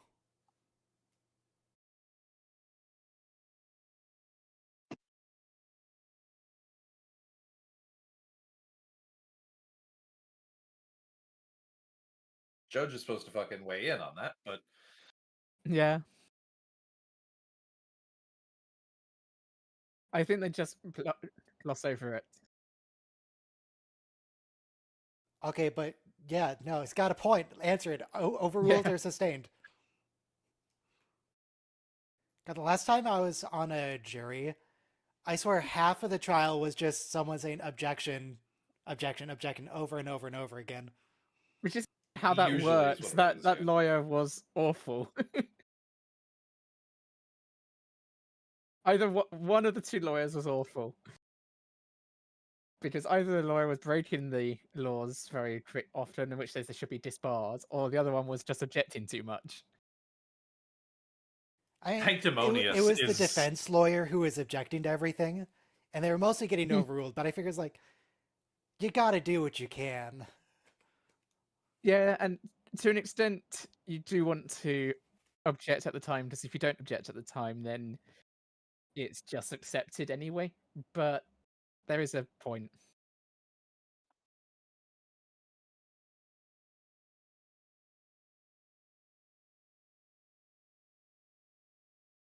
So what you're saying, Admiral, is it's really up to vibes whether you save an entire society from death by asteroid, for example. Mm. And that's why Captain Picard leaves civilizations to die. He didn't really feel like helping. But April did. Oh, they sustained one. They did it. Okay, we figured it out. They're aware that sustaining is a thing. Yeah. Elle screamed objection like she was being stabbed. And yeah, she would still have to say the nature of the objection, even if it was blatantly obvious at this point. Yeah.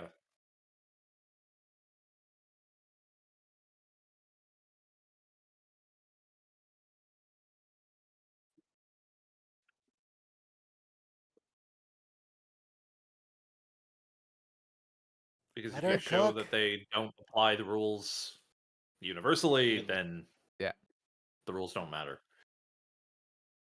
The idea was to put the entire trial System on trial. Yeah. Well, she can't really argue the truth of whether Una's genetically modified. There's got to be an alternate strategy. She violated the law. That's a fact. She has to try other methods.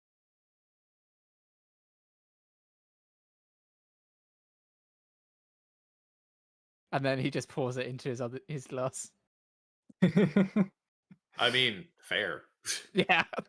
As a former alcoholic, I'm not letting this shit go to waste. But it's alcohol free. or not, I don't know what the fuck it is, but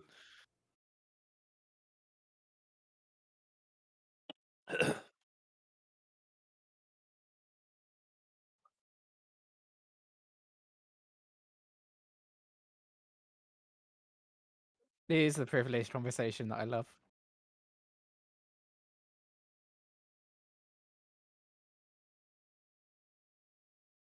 It doesn't quite say that she has privilege because of position rather than who she is, but it's implied, and I definitely like it as that implication. It's weird that Una's the poster girl for Starfleet in the future, when in that same time period, it still would have been illegal for her to join Starfleet. Yeah, but they've got to hand wave that. This also law does could have not been done as a way.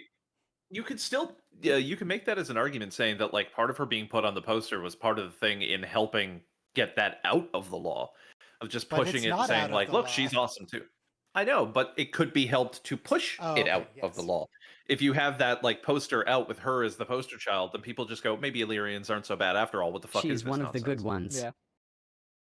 Yeah, as Oh, bad God. as it is, but yeah. Oh, no. That is what they did No, last season.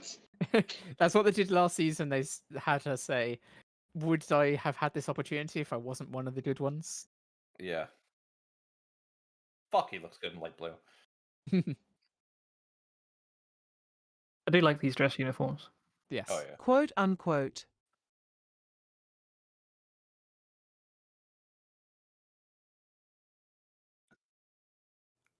Are you gonna tell them about the flirting, Spock? Stuck in an elevator with you. There was flirting? That elevator Q&A episode with Spock and Una was fabulous. They bring up the relationship to Tarn Union scene here, but she's allowed in the Federation because she's genetically modified by lineage rather than modification. Yes. I love how I also she's like like about the showing elevator. subtle signs of being happy. Oh, sorry, what are you gonna say? I like in the elevator how I've said this many times that Spock calls out the Prime Directive as being kind of evil and how strict it is. Yeah. That episode was fucking great in so many ways. Yep. Oh my god, it I is love coming that. back. I didn't. Yep. Yeah. I was joking. It's a I direct didn't remember reference. that he actually brought it back. Yeah. That Q&A episode was like too much for their relationship. Pretty much everything that they have on the show is cemented off of that.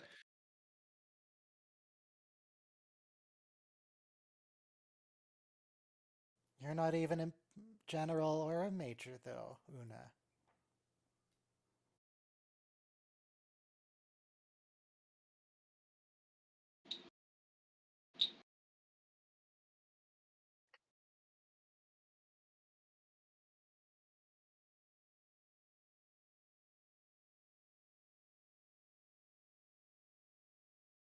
I love this as well.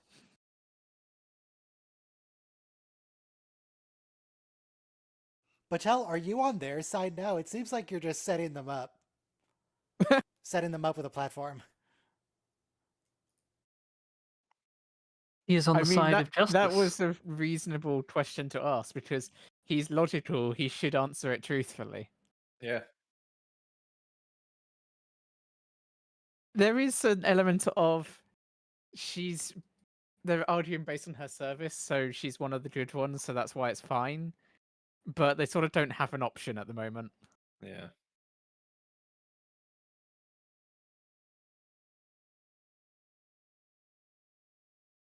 What do you want, Una? My cat, Una, not the one in the show.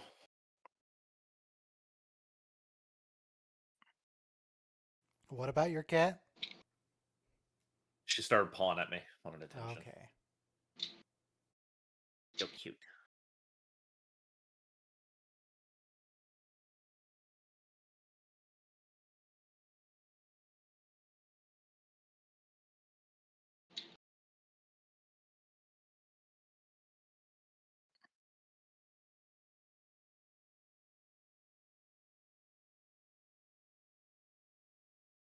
Time I do like because they are sort of having to make that argument at the moment, but when it comes out later on that Una was the one who stave herself in, they then go on. They just set up that she was persecuted and she claimed asylum, which has nothing to do with her service history.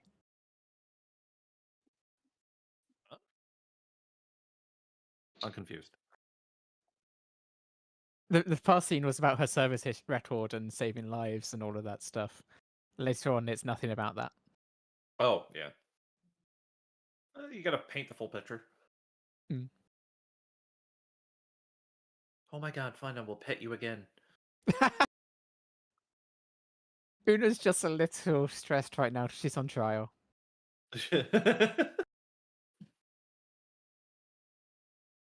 Worried about her namesake. My little sweetheart. And this is fantastic. Well, Genesis is not Destiny.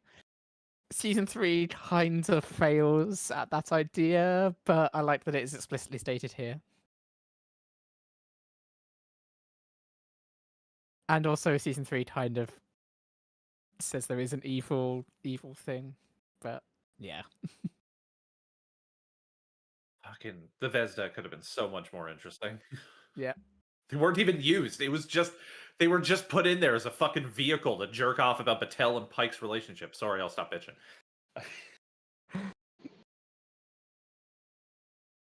Yeah. That would have been fine, but the season 3 is so painfully heterosexual. It's also boring. Like when it comes to a narrative stake at the very end, it's just like you led up to that.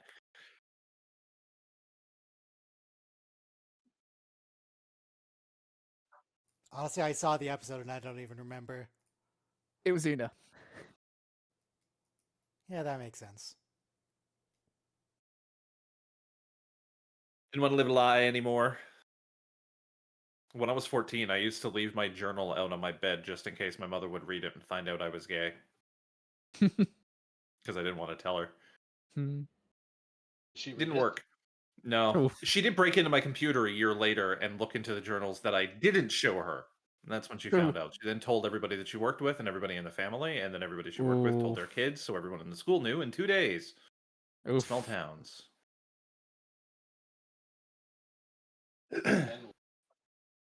When you found out, would you say she gave you a queer look? She gave me a murderous look. Oh. She's an unpleasant human being. There? Romulan, I dare say. Mother is a Romulan? And your father smelt of elderberries. Here we are, the translation. Thanks, Una. I'm glad they still teach a dead language at the academy.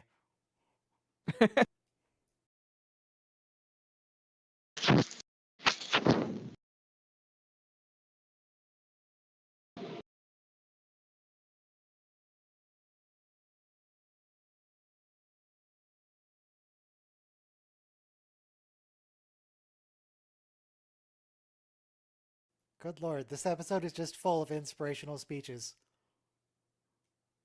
Star Trek. My fucking Well, like Star this Trek. many in a row. This is a lot even for Picard.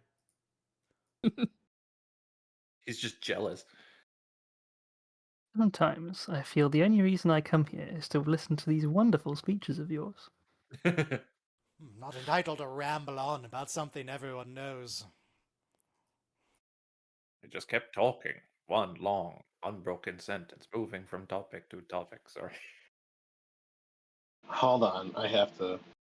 He just kept on talking and talking in one incredibly unbroken sentence, moving from topic to topic so that no one had a chance to interrupt. It was really quite the point. Did his microphone die at the end there for anyone else? I think he dove into That a was the pool. point.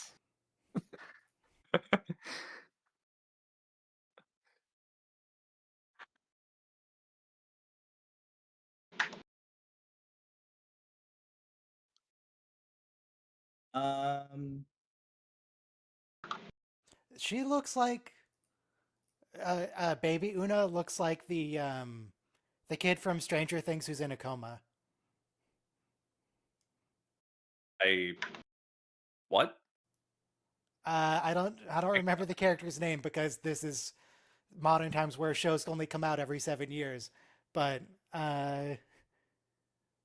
in Stranger Things, in the latest season, like the cliffhanger was a kid being in a coma, and she looks like that kid. Oh yeah, Max, the ginger bratty chick. Yes. Honestly, that show releases so rarely that I just forget it exists. Baby Una looks like Max. And here's also pointing out that bigotry is taught, not inherent. Beautiful message, really. Yeah. Star Trek! This is truly one of the most phenomenal episodes in Star Trek. Racism in my Star Trek? But here's the thing, though, right? From a Starfleet point of view, the whole premise of the show, you know, we've always been against eugenics. So for her to get away with this, I don't know, is it because the captain is on her side? You know, like, we're not going to allow eugenics. It Like, I must mean, not be allowed.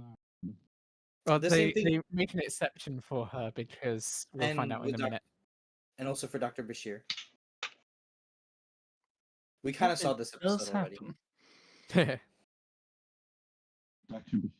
When a child learns to But devalue also, others, they can devalue we're anyone, watching this at an including their interesting time parents. because Star Trek Tarn is releasing, Oh, and we got a chain of that's talking about reference. Tarn.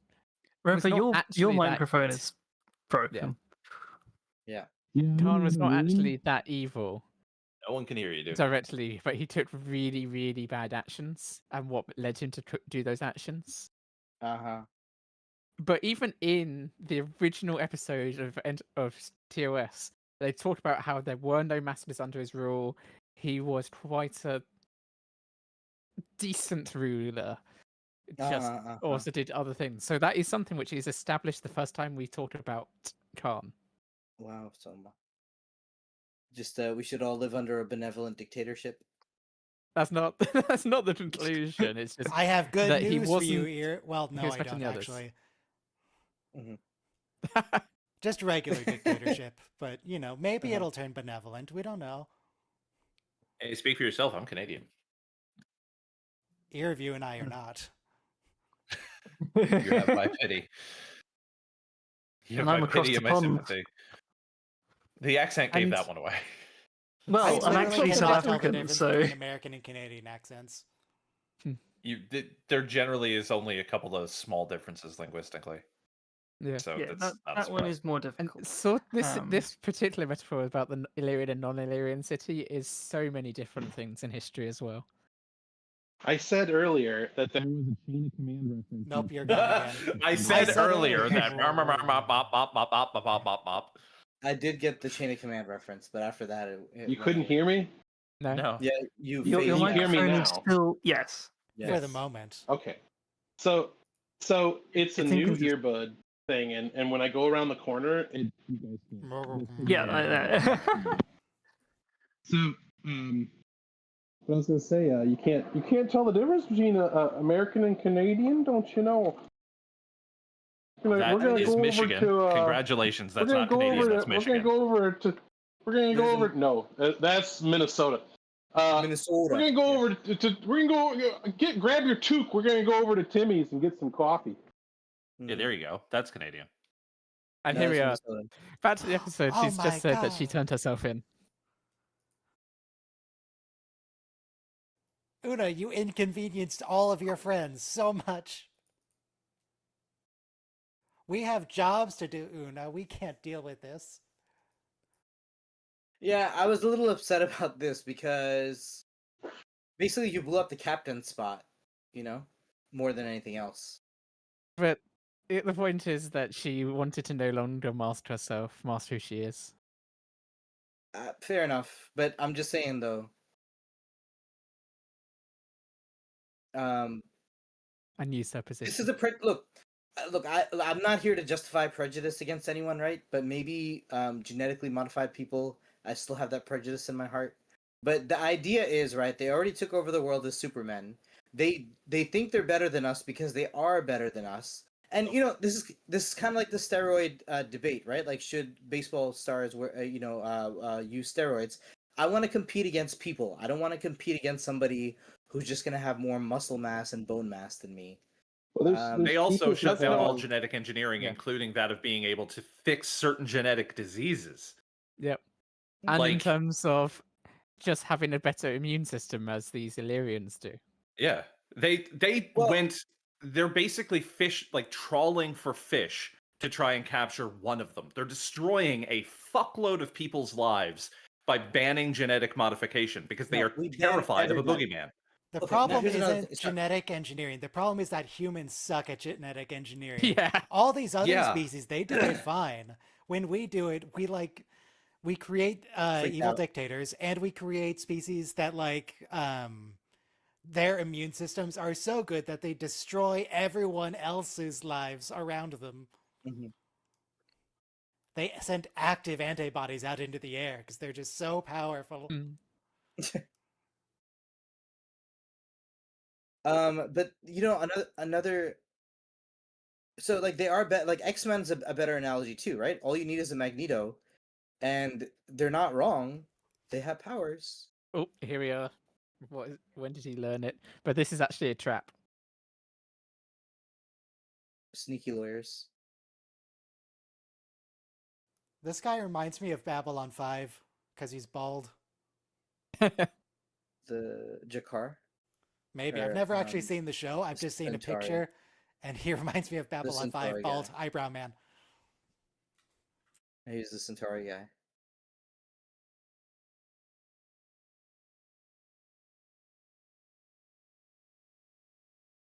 What puts me off Babylon 5 is the makeup looks really jank compared to Star Trek. Mm-hmm. Bald eyebrow guy looks very dumb. For me, even the special effects are too jank at the beginning. It took me the longest time to get into B5. It was the pandemic made me get into B5. I hear Admiral Tomalak is in it though. Commander Tomalak, Ambassador Tomalak. Oh yeah, he's Jakar. Active antibodies? Was that a TNG reference?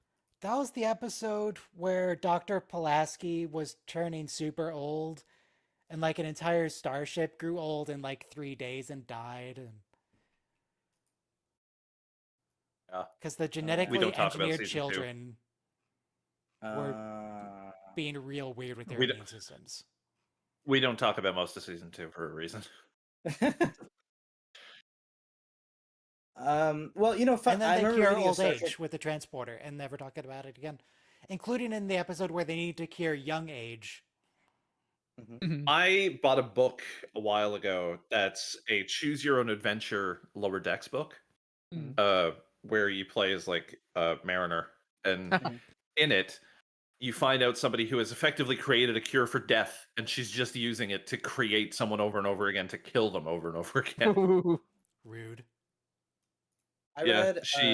She found a way to redo the Riker transporter thing just whenever she wanted, so she could just beam somebody off, and then she found a way to reuse the transporter buffers or the pattern buffers, so that way she could just print out a new one constantly.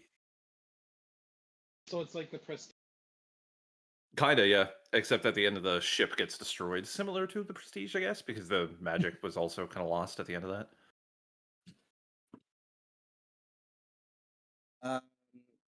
But we got a guilty verdict? I totally forgot that. No, we haven't It's yet. not a verdict. That was just No. an It was opinion. pushing that. Yeah. Oh, okay, okay.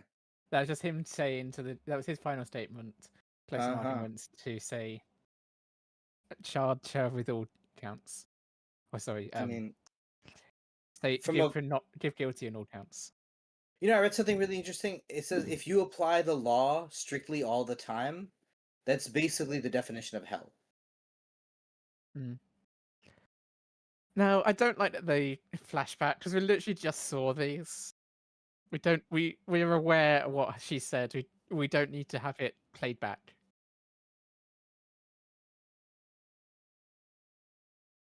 I like how she made her read it.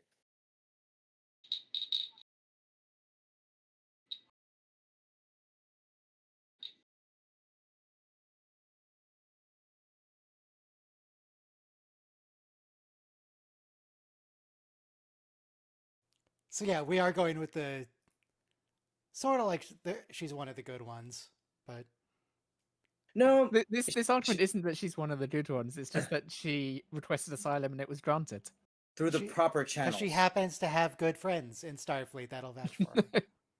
Yeah, right. It's because she has a good position where she can have friends vouch for her. No, but remember, she was a refugee, and she did tell the authorities. So the clause in that section of legal code said you have to let the authorities know. Yeah. So.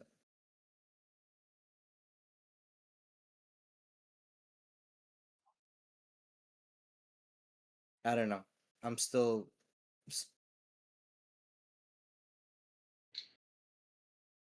Like, you know, evolution's a contest.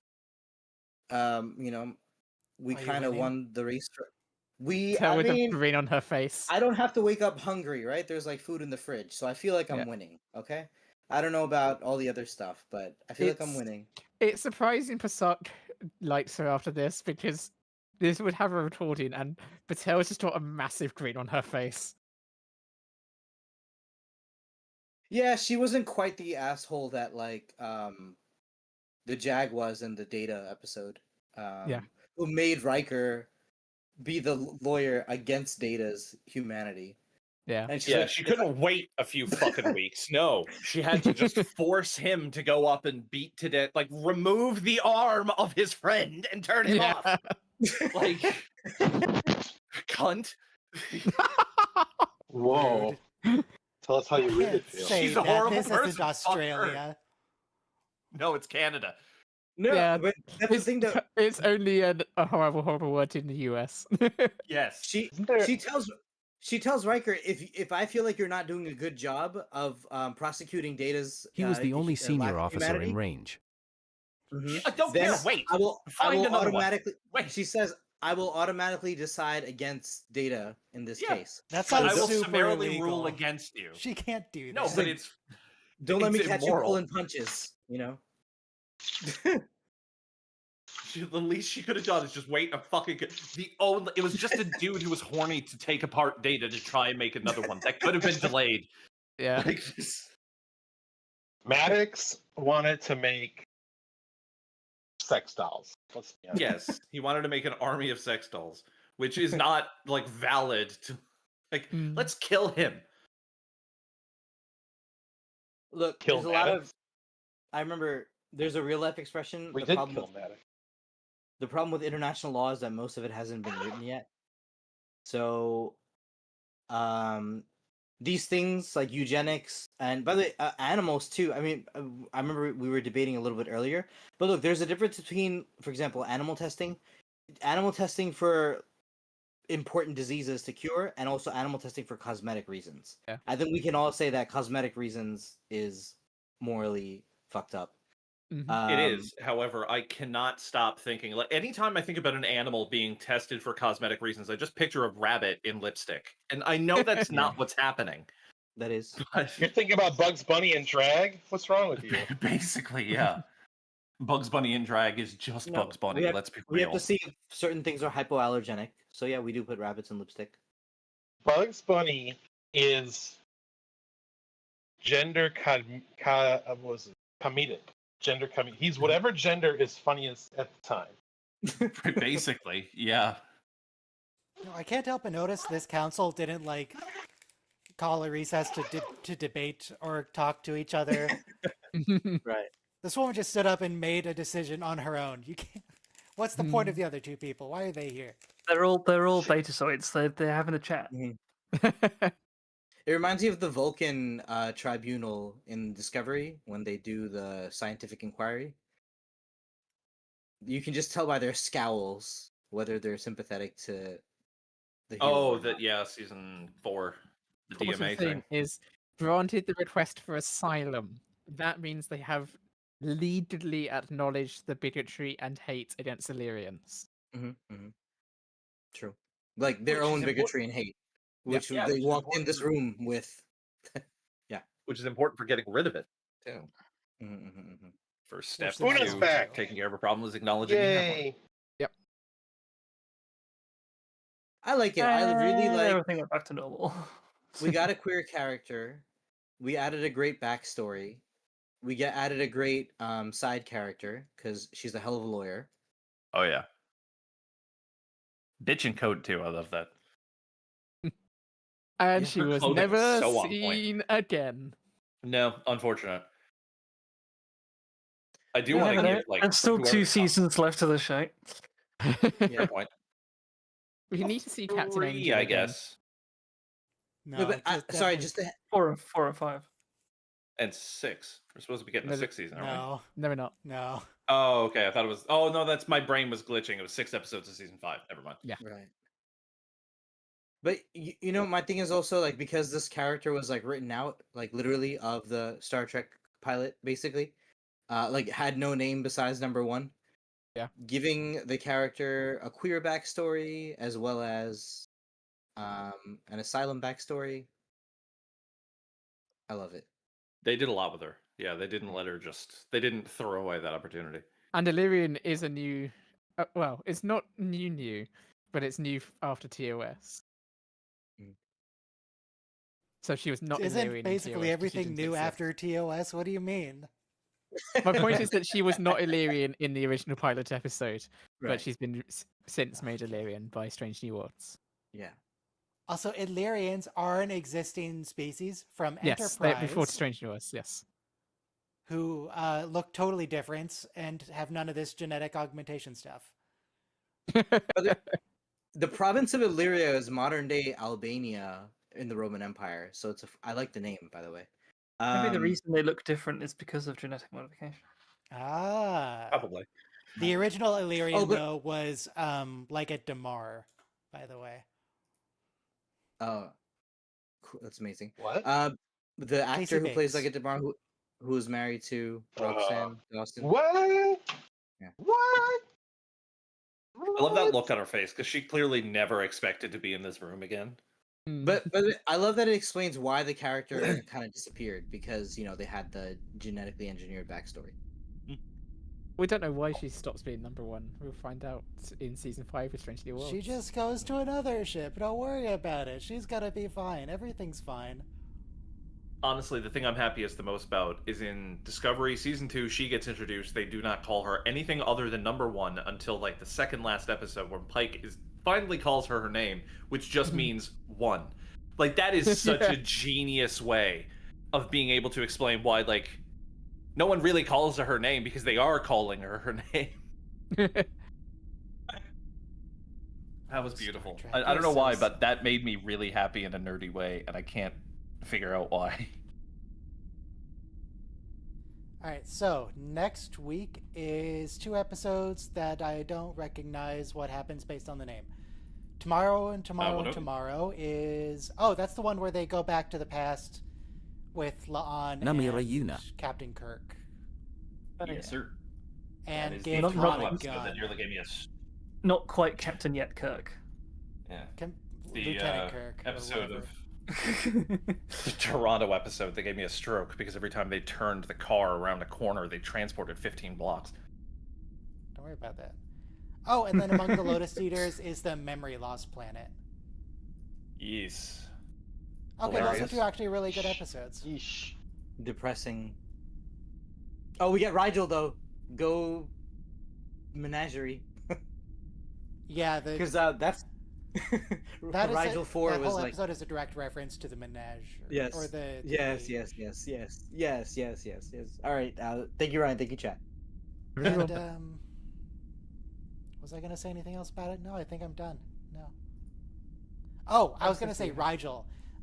Whenever TOS especially, but also TNG, whenever they can't think of a star system for aliens, they're like, oh, they're Rigelians. So now there's like a dozen species that are from Rigel.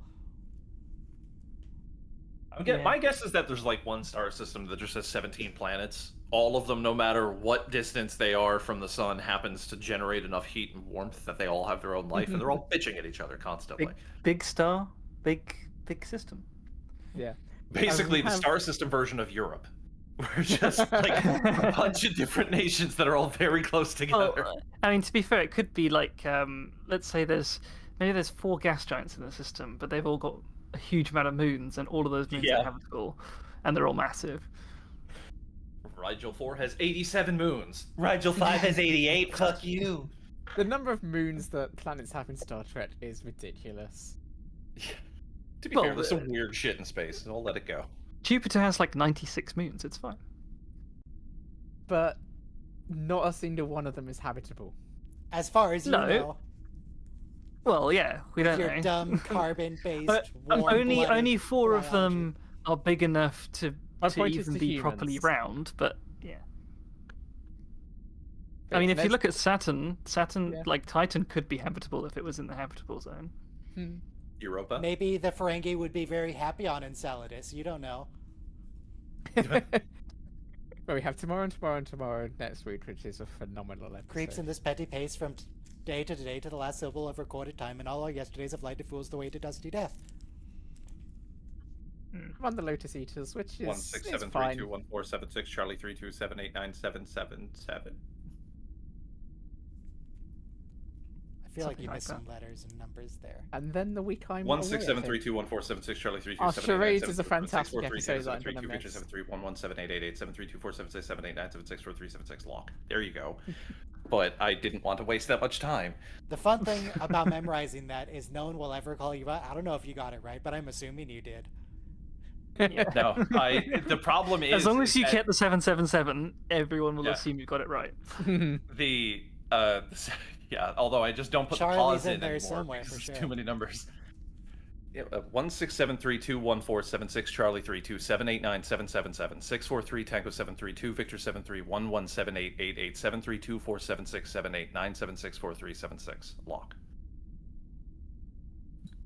That's the problem is that I didn't memorize that from a TV show. I memorized it from a fucking song. If you have that in it as lyrics, you can remember it really easily. Okay. Granted, it was made by a homophobic Australian, so no. Is the Australian also part of why that's bad, or was that just context? No, the song is really good, It was but the made dude who by made it is a someone who's horrible person. homophobic, but even worse than that. He's Australian. No, just relevant. His name is Pogo, and he's a horrible person. Oh, that guy. But he's made several decently good Star Trek songs, but he's a shithead. Because of his old channel name and his explanation of what the old channel name meant. As well as doubling down on it and saying some other things since, yes. Oh, he has said Anyway, other things we since. will be back next week with Star Trek Strange New Worlds. Wow. Sorry. It's a good TV show most of the time. It is. Yes. The season 3 finale, but otherwise, yes. It's mostly pretty good. Love.